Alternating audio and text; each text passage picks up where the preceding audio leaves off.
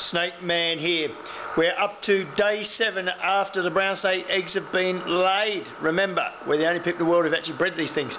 Cut a long story short, we flip across to the incubator and look at our magnet. When you get a snake in the yard, who are you going to call? Australia's best reptiles, snake busters. Anyway, they're old magnets. Those ones are worth money. They're a collector's item. Open it up. Slide them out. It's going to be hard, but I'm trying it. The one-man film crew.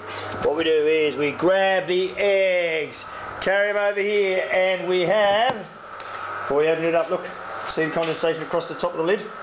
And humidity. Look on the sides. Yep, there's a bit there as well. Borderline, look at that. Probably a bit more humid than I'd like actually, but that's not an uncommon situation. What you can do is wipe the top with a towel or a cloth. There's still basically 100% humidity in there, but you can see it's dry on the corners there. That's good. It's not super saturated. Cut a long story short, we open it up, look at the eggs, and we have eggs 1 to 12 are beautiful, and number 13, yep, not looking good. It's covered in mould and looking like shit. Good reason to keep away from the other eggs. You see that?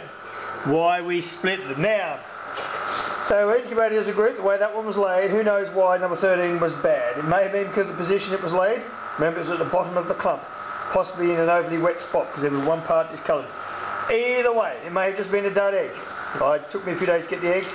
One of those things you will never know the answer to. Having said that, because the eggs have been split, we will lose number 13.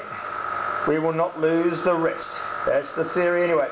We're a week in, about another, I don't know, 6, 8, 9 weeks to go. Cut a long story short, we're looking good. And usually, if they're looking good at this stage of the game, and there's no real need to look at them, I can see them fairly close, and I can just part away a bit of the dirt here, and I can see there's no discolouring on these eggs at all.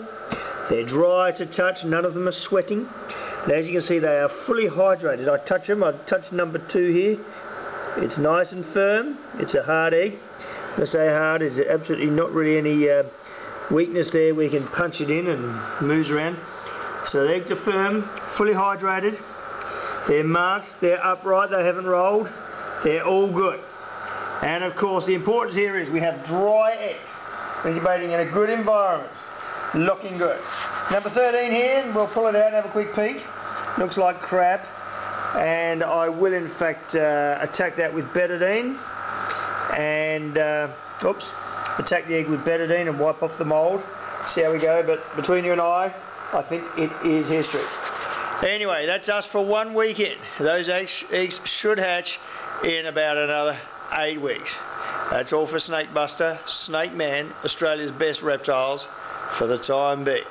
Just remember, if you want to be able to hold the animals at your next reptile show, there's only one lot that does it. Us.